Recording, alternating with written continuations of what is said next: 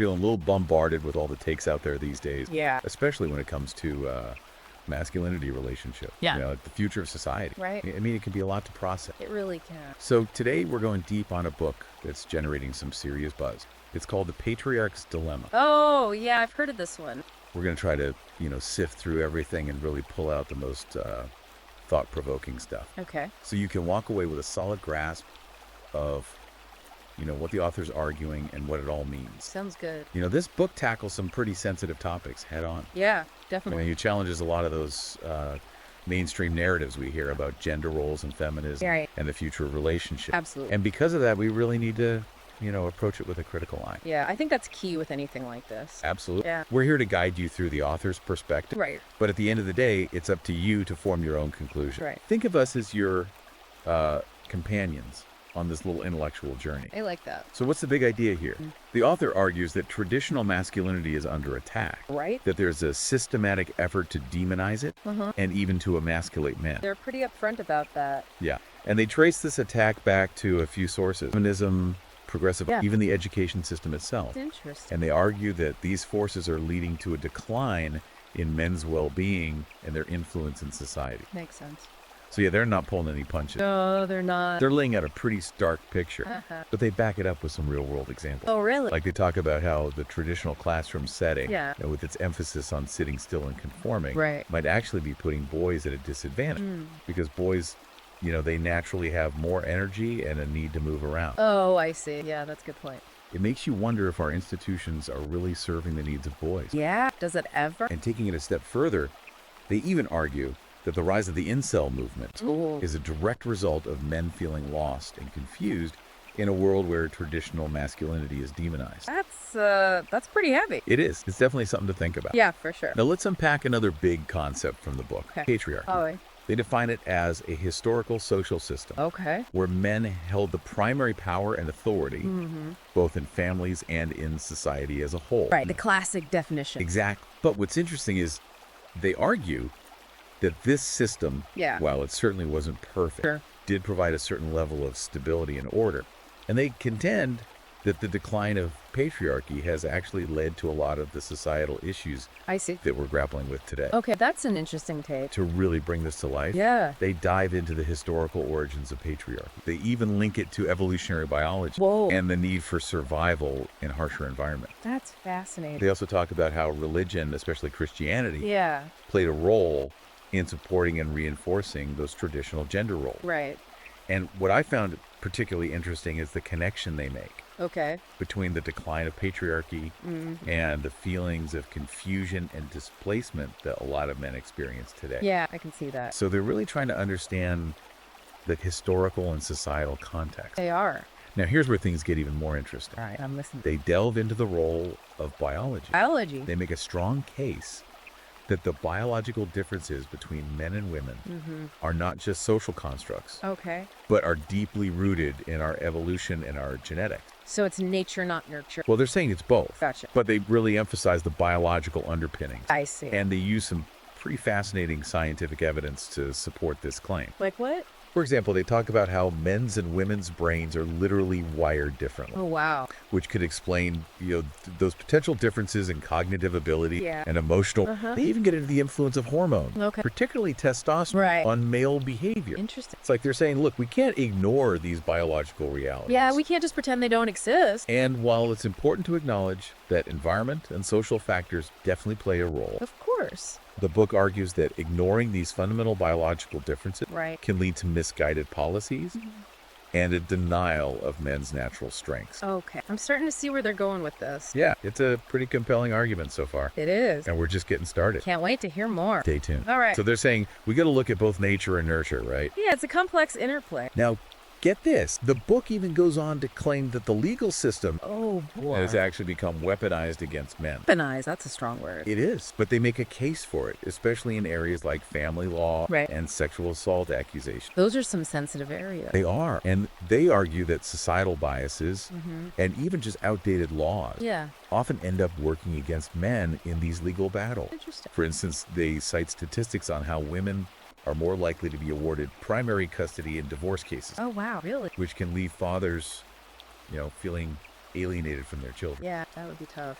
They also discuss that whole presumption of guilt Right. that men often face in sexual assault cases, even when there's a lack of solid evidence. That's a serious issue. It is. And the book really highlights how these situations can have devastating consequences for men, Absolutely. and how the legal system often fails to adequately protect them. It's a tough reality for a lot of guys. It is. It's heavy stuff, but it's important to be aware of these issues. Now, you might be wondering at this point, where do we go from here? Yeah, where do we... Well, the book ends with a really powerful call to action for men. Okay, I'm all ears. And it's not about aggression or dominance. No. They're urging men to reclaim their masculinity by embracing their natural strengths, Yeah. asserting their rights, Right. and redefining their roles in a world that seems to be constantly shifting. I like that. Emphasize the importance of male mentorship, Okay. having those positive role models, and the need for men to connect with each other and build strong communities. That's so important. They even offer practical steps men can take to improve their physical and mental health. Like what? Things like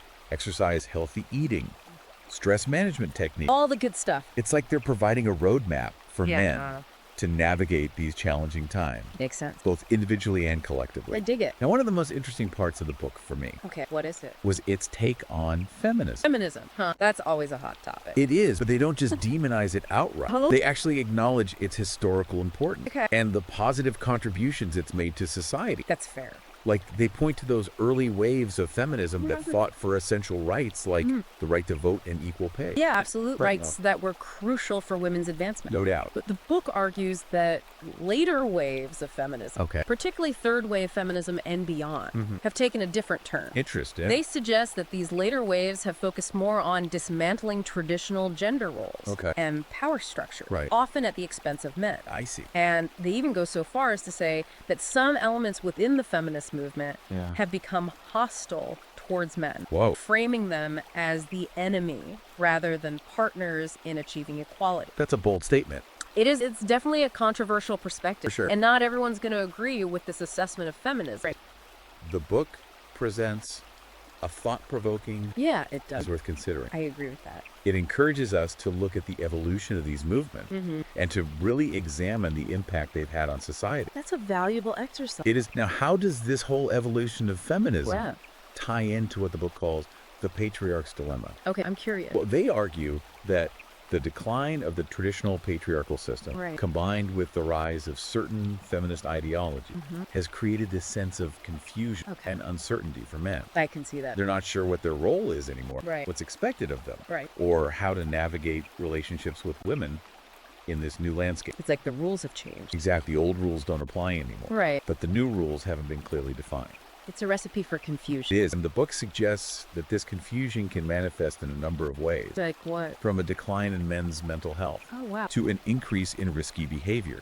They even suggest that the rise of the incel movement Right. is at least in part a reaction to the shifting gender dynamics and Yeah. a sense of feeling lost in the dating market. That makes sense. It's a complex issue with no easy answer. It really is. But the book does offer some potential ways forward for men. Okay, like what? They talk about the importance of men redefining their masculinity in a way that's both authentic to themselves Right. and compatible with the values of modern society. That sounds like a tough balance. It can be. But they encourage men to embrace their strength, like their natural leadership ability and their drive to provide and protect, but to do so in a way that's respectful and equitable. That's key. They even suggest that men can learn from some of the positive aspects of feminism. Oh, really? Like what? Things like the importance of emotional intelligence Okay. and open communication. Interesting. So it's not about rejecting everything that feminism stands for, Right. but rather about finding a balance. Yeah. A new way of being a man that's both strong and sensitive, assertive and compassionate. That's a great way to put it. It's about redefining masculinity for the 21st century. I love that. And that brings us to another fascinating area the book explores: Hit me with it. the impact of media Media. Okay. on men's self-perception. Interesting. They argue that the media often portrays men Yeah. in a very narrow and often negative light. I can definitely see that. We're talking about those stereotypical portrayals. Right. The bumbling dad, Uh-huh. the emotionally clueless husband, Yeah. the violent Well, I criminal. mean, classic tropes. And they point out that these portrayals can have a real impact on how men see themselves, and how society views them. It's hard to escape those narratives. It is. They even suggest that the media might be deliberately pushing an agenda, undermines traditional masculinity, and promotes a more feminized version of manhood. That's a pretty big accusation. It is a pretty strong claim. Yeah. But they do back it up with examples from popular culture, news media, even advertising. Wow. So they're saying it's everywhere. Pretty much they highlight how men are often portrayed as either incompetent or dangerous, with very little nuance in between. It's like a black and white picture. Exactly. And they argue that this can lead to a sense of shame and confusion for men. Especially for young men. Especially for young men who are still trying to figure out who they are. Absolutely. They're still developing their sense of identity. It's like they're constantly being told that their natural instincts and behaviors are wrong or toxic. That's got to be tough to deal with. It can be really damaging to a young man's self-esteem. No doubt. But the book doesn't just leave us with a critique of the media. They actually offer some solutions. Oh, that's good to hear. They advocate for a more balanced and nuanced portrayal of men in the media, one that recognizes the full spectrum of male experiences and avoids those harmful stereotypes we were just talking about. I like that. And they encourage men to be more discerning consumers of media, to really think critically about the messages they're being fed, and to seek out content that reflects a more positive and authentic vision of masculinity. About being proactive. It is. It's about taking back control instead of just passively absorbing whatever the media throws at us. Now, another really critical area that the book tackles is what they call the war on fatherhood. They argue that there's a systematic effort to marginalize fathers and undermine their role in the family. Interesting. They point to things like rising divorce rates, the increasing number of single-parent households headed by women, and the concerning trend of fathers being denied custody of their children. That's a tough one. It is. They even suggest that the family courts are often biased against men, making it incredibly difficult for them to maintain a meaningful relationship with their kids. That's heartbreaking. And this is a deeply personal and emotional issue for a lot of men. For sure. And the book doesn't shy away from the pain and frustration that many fathers experience. I bet. They share stories of men who've been alienated from their children, denied their rights, and unjustly portrayed as unfit parents. It's tough to hear those stories. It is. And they argue that this war on fatherhood has devastating consequences, not just for men, but for children and society as a whole. Makes sense. They make the point that children need both a mother and a father to really, and that denying fathers their rightful place in the family weakens the very fabric of society. That's a powerful statement. It is, but again, the book doesn't just present the problem, they offer solutions. Okay, like what? They advocate for changes to the legal system to ensure that fathers are treated fairly in custody disputes. That's important. They encourage men to be more proactive in their parenting, fight for their rights, and to never give up on their children. That's good advice. And they suggest that men need to build strong communities where they can support each other and share their experiences. Because, let's face it, going through this alone can be incredibly isolating. Absolutely. So we've talked about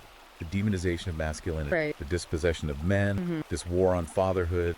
These are some heavy topics. But the book doesn't leave us in a state of despair. Oh, good. It offers hope. Hope, that's what we need. While they paint a realistic picture of the challenges men face, they also provide a path forward. They offer solutions, strategies, and a sense of empowerment. That's great. They remind us that masculinity is not inherently toxic or dangerous. It's a powerful force that can be used for good. I agree. They urge men to reclaim the positive aspects of masculinity, to be the best versions of themselves, and to fight for a world where men are valued and respected. We need more of that. We do. One of the things that really stood out to me was the book's emphasis on personal responsibility. Personal responsibility, They're not making excuses for men's bad behavior. No. They're not saying that men are victims. Instead, they're saying that men need to take ownership of their lives, their choices and their actions. That's a mature perspective. It is. They encourage men to focus on self-improvement, to develop their character, and to strive for excellence in all areas of their lives. I like that. They talk about the importance of physical fitness, mental toughness, discipline, and purpose. It's about stepping up and being the men we were meant to be. It's a powerful message. It is, and I think it's one that a lot of men are yearning to hear. I think so too. The book acknowledges that this journey won't be easy. There will be challenges, setbacks, moments of doubt. Life. But they remind us that we're not alone in this struggle. There's a brotherhood of men out there who are facing similar challenges and who are committed to supporting each other. We need to stick together. We do. They talk about the importance of finding mentors, Okay. building community, Right. and Yeah. connecting with other men who share our values. That's how we make a difference. It's about sticking together, Yeah. lifting each other up, and fighting for a better future for ourselves and for future generations. I'm all for that. So as we wrap up this deep dive into the patriarch's dilemma, Yeah. let's recap some of the key takeaways. Okay, shoot. Masculinity is not inherently toxic. Right. It's a force for good when channeled properly. Absolutely. Men face unique challenges in today's world, They do. but they have the strength to overcome them. It's time to reclaim the positive aspects of masculinity Yeah. and redefine it for the 21st century. Like that. And finally, we need to build strong communities to support each other on this journey. Couldn't agree more. The Patriarch's Dilemma is a challenging book. Well, it's thought-provoking For sure. and ultimately empowering. I think that's a great way to describe it. It asks us to confront some uncomfortable truths, Yeah. question our assumptions, and take action to create a world where men can thrive. I'm on board. If you're a man who's feeling lost or confused or even angry about the state of the world, Yeah. this book is for you. I think a lot of guys could benefit from reading it. It's a call to action, a roadmap to reclaiming your masculinity, Okay. and a reminder that you're not alone. That's so important. And for those who want to delve deeper, you can find The Patriarch's Dilemma available on Amazon Kindle and Google Play Books. All right, check it out. This deep dive has hopefully given you a new perspective It has. on the challenges and opportunities facing men today. For sure. Remember, the future of masculinity is not set in stone. No. It's up to us to shape it. Let's do it. And that's something worth fighting for. Absolutely.